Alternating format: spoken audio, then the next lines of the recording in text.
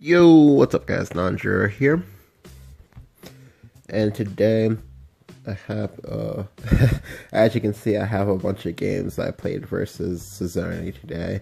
He wanted to practice his forest list, so we were scrimming for a bit. I was actually super happy because this is actually one of the first scrim sessions versus him in which I've actually won almost, in which I've actually gone almost 50-50 with him, so I was super excited about that. And I was with 3 different lists. But I'm just gonna go ahead and show you the last 2 games, just because I'm kind of like under the weather right now. But I did want to show you guys these games before I went back to sleep.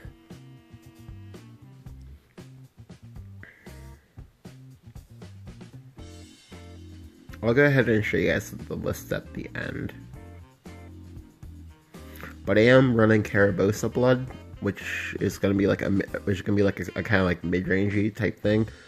My list is pretty grindy, and even though I do cap myself out at 6 mana with the Carabosse, I usually don't want to play Carabosse until turn 8.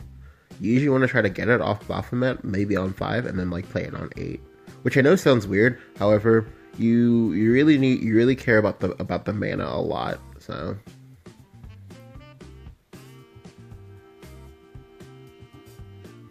please note that this deck, because you're not running Spawn of the Abyss, is naturally just, slower than Spawn of the Abyss, and you're gonna have like a rough time if they play that versus you. Especially once they realize that you're not running Spawn of the Abyss. So here, I get at Tove. Tove gets in 3 damage. And he currently can't deal with it on the board.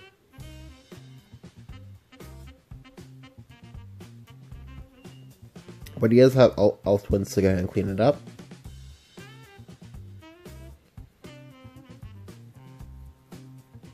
So here, our spawn with Big Knuckle Bodyguard. I only did this because this was the on-curve play. However,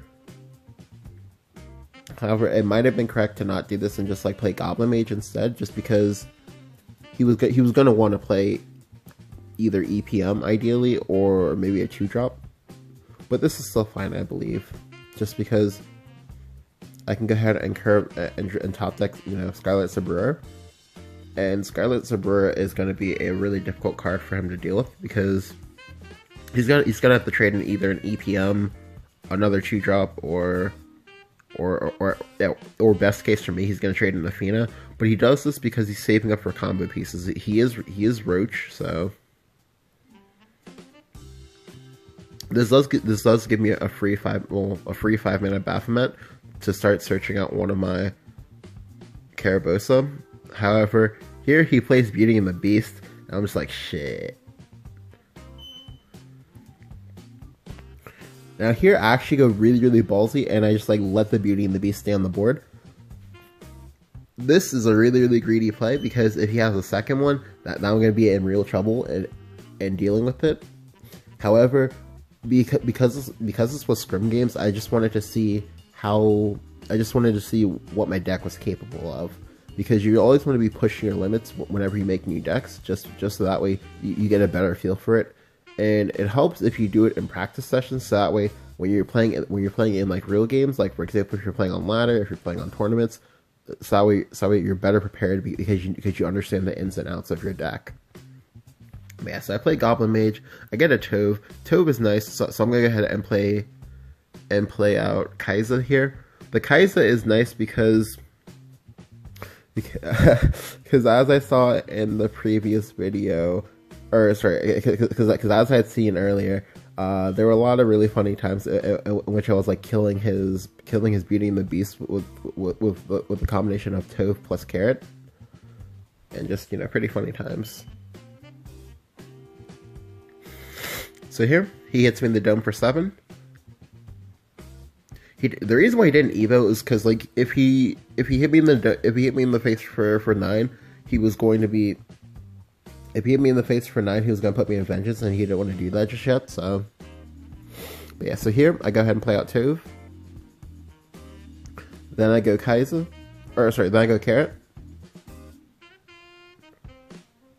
Trade into Beauty and the Beast.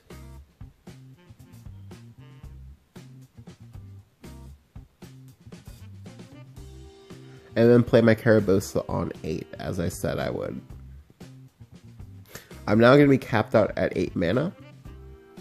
But this is fine, I believe, because capping yourself at 8 with Carabosse, it gives you the ability to play 3 cards per turn. Well, 2 to 3 cards per turn, and that's pretty nice. Where it also means that if you are playing it, you can always still play Revelation.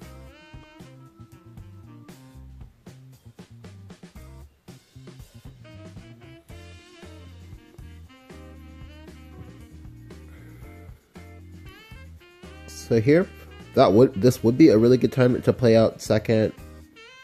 Carabosse. However, I was really scared about dying to roach combos, so I go ahead and I start healing now.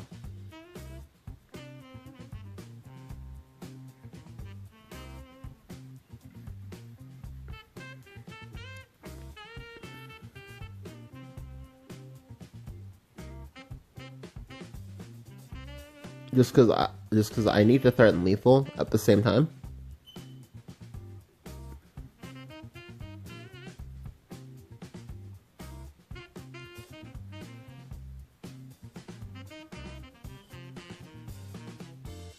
He thankfully doesn't get the clear on my Scarlet Tabor, and instead ultimately ends up clearing the carrot, which is fine for me. Because the carrot is a free resource. Scarlet Tabor is not.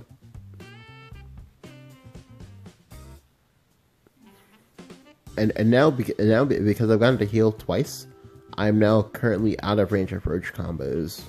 Without, well, he can still do it, but he needs like bounces to do it.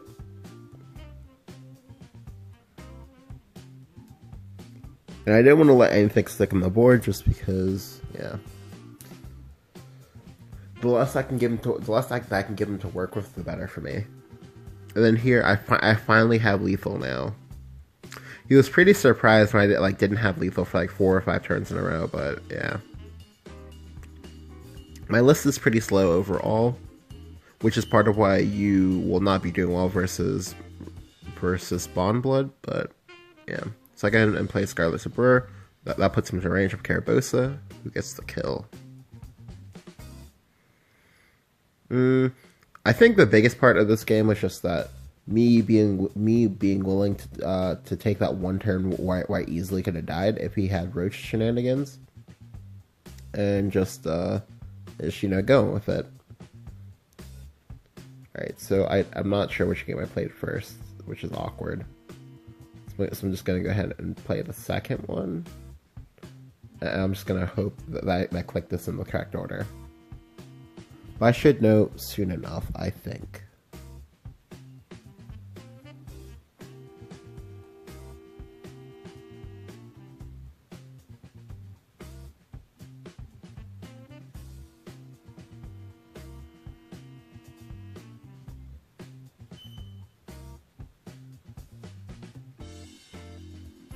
Okay, so this game, I have the Tove, I have Carrot, so I go ahead and keep those two. Tove has been, well, as I'm sure you already know, Tove has been like ridiculous in the sense that if he gets a stick and you get to hit someone's face, then like they just take a lot of damage.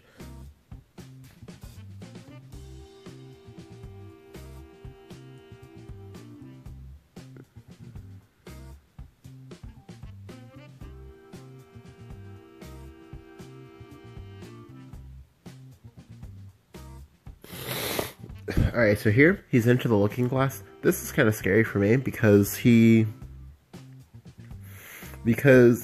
what happened earlier was that he was able to get, what was it? Was that earlier he was able to get at least one of his roaches buffed by Alice at least 1 or 2 times, which is now something that you have to think about when you're trying to calculate roach math, which now makes it a little bit more difficult, just because if for some reason they had like double roach in their hand, you now have to add like +1 or +2 when you're trying to add when you're trying to do roach math. But here I just go and play out Kai'Sa, and then I go face for 3. If he has a clear, then that's fine, but I don't think he does.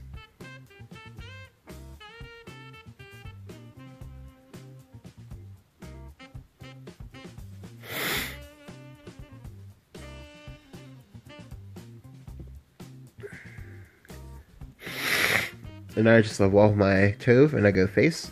Alright, so this 2-drop has already done 8 damage to him. Pretty insane.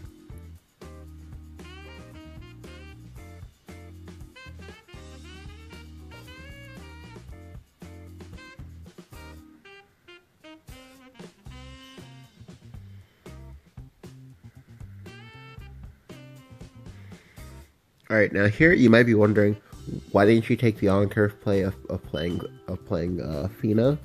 I didn't do it just because I really want this board, because he's gonna be struggling to deal with this board.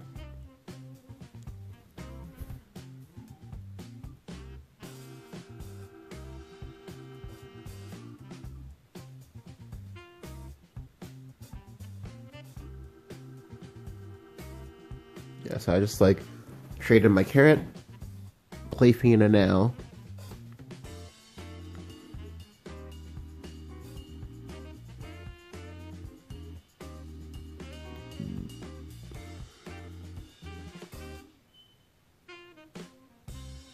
Now I'm just in a dominating spot. Unfortunately, he does miss the best 2 possible snipes for his deck. Or sorry, he does miss the 2 and 4 for the best possible snipes he could get. And then he dies to my Razor Claw. No, it's actually pretty funny. This was like the first game that actually like saw the Razor Claw and I actually won because of the Razor Claw. So yeah, for this game, like the Tove helped me get in the early chip damage that I needed, because like for Carabosse, again, Carabosse is not going to be a very fast deck. It's going to be kind of grindy, and to be honest, like for me, I play it more or less the same way that I would play something like Nep Shadow. And I try to play like super aggressive early in order to let me be in a position where I can go ahead and develop Carabosse for free, because I think that's how you have to play it. Like I don't think he can play it as like a straight aggro deck, in the sense that it's not going to be any better than say Implancer, because Implancer is 3 damage immediately, whereas Carabosse you would need whereas with Carabosse you would need like 3 at least you would need the Carabosse to stick before you can like out damage the Implancer, and that's assuming that the Implancer is not evoed. Actually, I lied.